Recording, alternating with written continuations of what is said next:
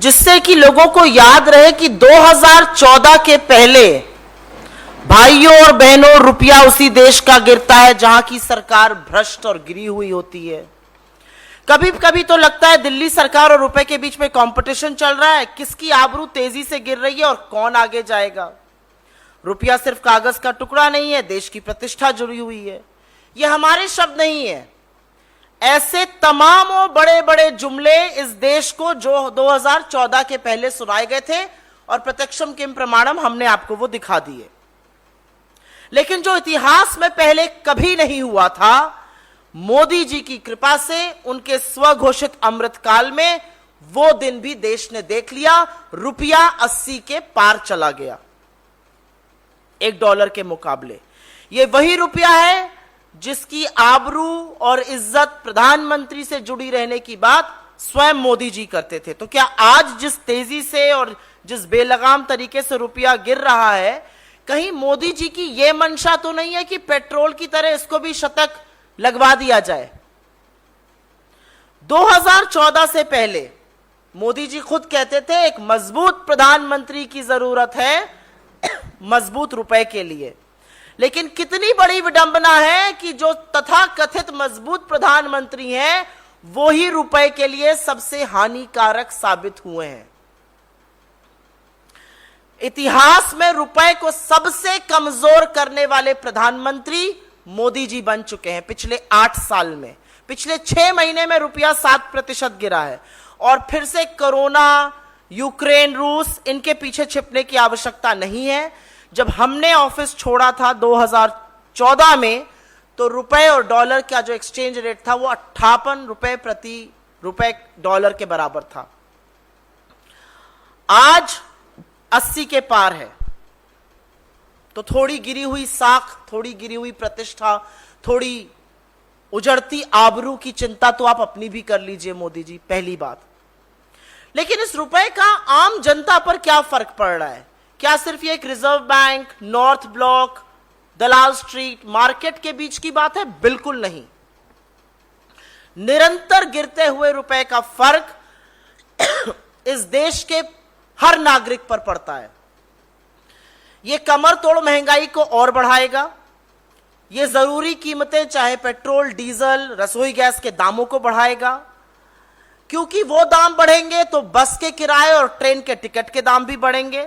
इसका सीधा असर घर में पकने वाले खाने और थाली पर होगा, क्योंकि खाने के तेल के दाम बढ़ेंगे। यही नहीं, एक कमजोर रुपए का असर टीवी, फ्रिज, मोबाइल फोन और ऐसी तमाम इलेक्ट्रॉनिक आइटम पर होगा जिनके बहुत सारे पुर्जे हम आयात करते हैं, उनको इंपोर्ट करते हैं। अब हो सकता है अगर ये बात वित्त मंत्री से पूछी जाए तो जैसे उन्होंने पहले कहा था कि मैं लहसुन प्याज नहीं खाती हूं, वो अब कह दें कि मैं तो भाई रुपए का भी इस्तेमाल नहीं करती हूं। लेकिन इसका असर भारत के हर नागरिक में पड़ेगा। जिस महंगाई से हम जूझ रहे हैं वो महंगाई और बदतर होने वाली है, ये बताना जरूरी है। अब एक बार बात कर लेते हैं कांग्रेस ने 2013 में क्या किया था और भाजपा क्या कर रही है। 2013 में फेडरल रिजर्व के चीफ, जो एक तरह से सेंट्रल बैंक जैसे हमारा आरबीआई है, जो अमेरिका का सेंट्रल बैंक फेडरल रिजर्व होता है, उनके चीफ तब बेन बर्नांके थे। उन्होंने टेपर का एक शब्द बोला था कि हम अपनी बॉन्ड्स को टेपर करेंगे, कम करेंगे।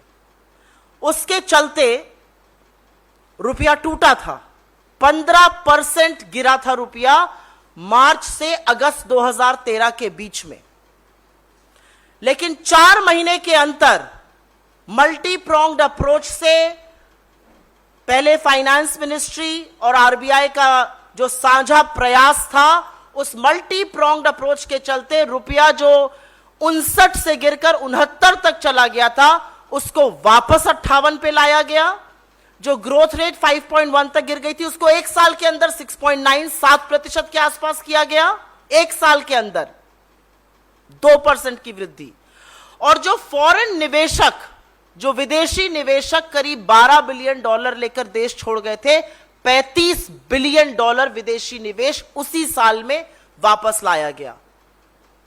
तो 15% गिरे हुए रुपए को वापस लाया गया, ग्रोथ को वापस लाया गया और विदेशी निवेश को वापस लाया गया।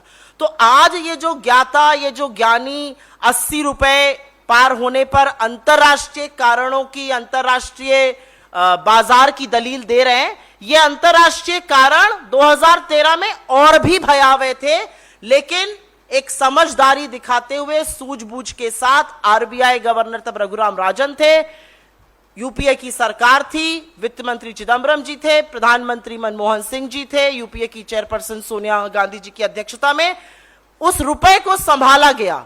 और जब हमने आपको बागडोर इस देश की दी तो 58 रुपए प्रति डॉलर पर रुपया था, जो आज 80 पार हो गया है। 22 रुपया गिरना तो सच में गिरी हुई प्रतिष्ठा और गिरी हुई आबरू है। पर ऐसा क्यों हो रहा है? क्या आरबीआई कुछ नहीं कर रही है? कर रहे हैं। जनवरी के साल से अभी तक 40 बिलियन डॉलर के ऊपर आरबीआई ने मार्केट में लगाया है कि रुपया डिफेंड हो सके। उसके बाद भी रुपए क्यों गिर रहा है?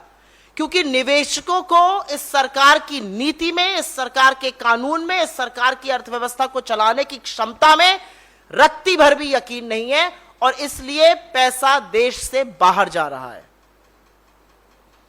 और एक बात साफ है कि जो लोग, खुद प्रधानमंत्री जी को आपने यहां पे सुना, वो तो खैर लाल आंखें भी दिखाने की बात करते थे, अब आंखें मूंद लेते हैं, जो रुपए की बढ़ चढ़ के बात करते थे, जो रुपए को मजबूत बनाने की बात करते थे, उनके तमामों वो चाटुकार, सिनेमा जगत के तमामों लोग जिनको रुपए की बड़ी चिंता थी, आज बिल्कुल चुप हैं। पर इस सुई पटक सन्नाटे से तो काम बनेगा नहीं, रुपए के बारे में कुछ करना पड़ेगा और यह स्वीकारना पड़ेगा कि रुपए के गिरने का कारण बेलगाम महंगाई और एक ध्वस्त अर्थव्यवस्था है। कभी किसी के पीछे, कभी किसी के पीछे छुपना बंद करना पड़ेगा। लेकिन हर बार की तरह इस बार भी सरकार पूरी तरह से दिशाहीन नजर आ रही है और संशय और डर यह लगता है कि कहीं साहब 80-90 पूरे 100 करने पर तो नहीं आमादा है रुपए के साथ भी। और अंत में अपनी बात यही कह के खत्म करेंगे कि रुपए के लिए मोदी जी आप हानिकारक हैं। जिस रुपए को संभालना था उस रुपए को पहले आपने रिटायर किया 60 पार करा के, फिर 75 पार करा के मार्गदर्शक मंडल में डाला और अब 80 पार करा के लगता है आप शतक की तरफ बढ़ने को रुपए को मजबूर कर रहे हैं। तो जागिए, समझिए और रुपए को संभालिए, क्योंकि जैसा कि आप कहते थे, शायद आपकी साख, प्रतिष्ठा और आबरू उजड़ती जा रही है। I will make a very brief statement in English on this because it's important to talk about the falling rupee. It's in a complete free fall, and people who were talking about the dignity of the rupee and the dignity of the country and the dignity of the Prime Minister and all of that today are absolutely silent. The Prime Minister refuses to even utter the word rupee. You want to look at a logical explanation from this government on the free fall in the rupee, you get some astrological predictions and astrological findings from the finance minister. Maybe she'll turn around and say she doesn't use the rupee either. Maybe she's trading in some other denominations. But to put it very briefly, for the first time ever in our history, it's the gross economic mismanagement of the Modi government which has resulted in the Indian currency breaching the 80 to a dollar mark. And Mr. Modi, who used to talk about the Prime Minister's prestige, is conspicuously silent. There is a lurking suspicion, is the government looking the other way? And if it does so, will the rupee, is there fear that the rupee will breach another mark and head towards 100 trajectory just like petrol did? Mr. Modi seems to be rather toxic for the rupee. He said we need a strong PM. Well, if he calls himself a strong PM, he has made the rupee weakest in the last 8 years of being in government. The Indian currency has lost 7% in value in the last 6 months alone, and no, the government cannot hide behind either Corona or the Ukraine-Russia crisis, because when we demitted office in 2014, the rupee was trading at 58 to a dollar mark, which has now breached 80 to a dollar mark. What explains the 22 rupee fall against the US dollar? The government has to speak up. Is this restricted only to North Block and the RBI and the Sensex? No. A falling rupee impacts every citizen of this country. It is going to raise prices further.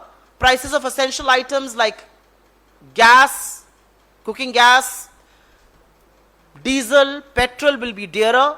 Because prices of fuel is going to be dearer, the price of transportation, the cost of transportation is going to be more expensive. TV, refrigerator, mobile phones, electronic items that import a lot of their parts are going to be very costly. And it will also have an impact eventually on our domestic household budgets, because cooking oil will be more expensive since we import some parts of it. And the government has to wake up and take notice, because people are reeling under high prices. The finance minister has washed off her hands saying, "Wo to lesan pyaz nahi khati hain." What about the people who will be further impacted by a falling rupee and rising prices? Can this be controlled? Absolutely it can be. In 2013, when Ben Bernanke uttered the word taper for the US Federal Reserves, the rupee, like a lot of currencies, fell. It was in a tailspin. It fell by 15% between May to August of 2013. But due to a multi-pronged approach and a joint effort by the UPA government and the RBI, headed by Raghuram Rajan then, we could arrest the fall in the rupee. The rupee that had fallen from 59 to a dollar to 69 to a dollar, we brought it back to 58 to a dollar within that year itself. $12 billion worth of foreign investment had left this country during taper tantrum. $35 billion worth of investment came back. We unlocked projects that were bottlenecked. We raised the GDP by 2 percentage points in that year itself. And that is what being attentive, that is what using multi-pronged approach, that is what admission of a problem and resolving it is concerned. What is happening today? Is the RBI not working? I'm sure they are. They have spent about $40 billion from January to date this year itself, and they're still not being able to arrest the fall in the rupee. Why? Because foreign investors and investors at large have no faith whatsoever in Mr. Modi, his government, and his policies. Crony capitalism could be one of the reasons. The policy flip-flops could be one of the reasons. The absolute denial of a problem and the denial to address that problem is perhaps one of the reasons. But investors have zero faith in the policies of this government, which is evident in the economic collapse and the rupee in a free fall.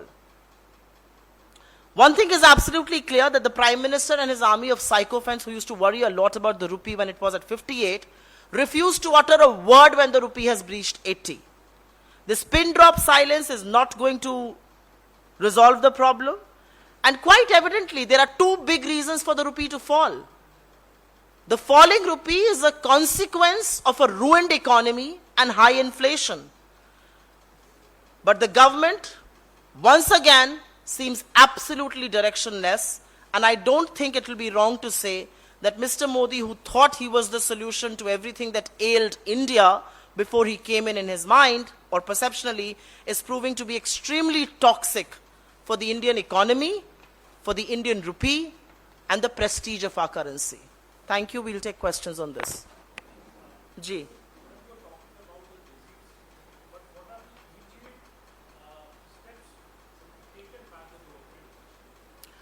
The first and the immediate step that has to be taken by the government is to accept that the rupee is in a free fall. To wake up and smell the coffee. The rupee has crossed 80 to a dollar mark. It's a huge, huge breach of the rupee. It's making life tough for children who study overseas. It's making life tough for our domestic audience, our domestic industries. It's going to make life tough for every Indian because it's going to raise prices further. So first, admit that the rupee is in a free fall. Look for reasons why this is happening. Prima facie, high inflation and a ruined economy is one of the reasons. What is the government doing to address high inflation? And it's a vicious cycle. The costlier the rupee, the higher the inflation, it feeds into the rupee breaching and stooping even lower. So one has to understand, what is the government's game plan? The government seems to be in denial. We just heard the finance minister say that we are watching and, it's all right. it's happening to the, how many reasons are you going to fight to hide behind? You want to hide behind Corona, now you want to hide behind a global crisis, third you want to hide behind Russia, Ukraine. But please learn from lessons of the past. In 2013, Congress सरकार ने taper tantrum के दौरान रुपए को मजबूत बनाए रखा. हम ज्यादा निवेश लेकर आए, हमने ज्यादा ग्रोथ करके दिखाई, और हम उसका दंभ नहीं भरते. सरकारों का ये काम है करना. रिजर्व बैंक कुछ कर रहा है, सरकार कुछ कर रही है, एडमिशन ही नहीं हो रहा है कि प्रॉब्लम है, इसीलिए समस्या इतना विकराल रूप ले रही है. लेकिन उस समस्या को भुगतना इस देश के हर देशवासी को पड़ेगा. समस्या ये है. Any other questions on the rupee? जी, we are taking questions only on the rupee because this is a very important topic, not talking on anything else. We'll take questions, other questions, other time. Any other questions on the rupee? देखिए, रुपया 100 के 80 के पार है, और संशय यह है कि या ये 100 तक भी गिरने दिया जाएगा या सरकार जागेगी, क्योंकि सरकार अभी तो बहुत सुप्त लग रही है रुपये पर. एक शब्द, एक स्टेटमेंट सरकार की ओर से आया नहीं है. जो सरकार के चरण चुंबक हैं वो समझाने की कोशिश कर रहे हैं कि कैसे ये वैश्विक कारणों से हो रहा है. वैश्विक कारण तो हमेशा से रहते थे, 2013 में भी थे, अभी भी थे. 2013 में सरकार ने आरबीआई के साथ मिलकर रुपए को संभाला, निवेश बढ़वाया, विदेशी निवेश आया, ग्रोथ बढ़ी. आप क्या कर रहे हैं? हर पैरामीटर पे, इकोनॉमिक पैरामीटर पर ये सरकार विफल है.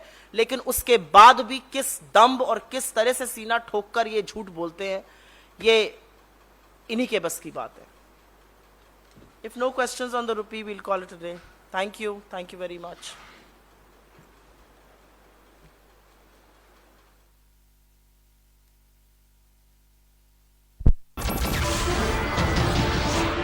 नमस्कार, मैं हूं मानक गुप्ता. अगर आपको हमारा ये वीडियो पसंद आया हो तो इसे लाइक और शेयर जरूर करें. और हां, हमें सब्सक्राइब और फॉलो करना ना भूलें, ताकि आप देश और दुनिया की कोई खबर मिस ना करें. तो जुड़े रहिए हमारे साथ और देखते रहिए News 24.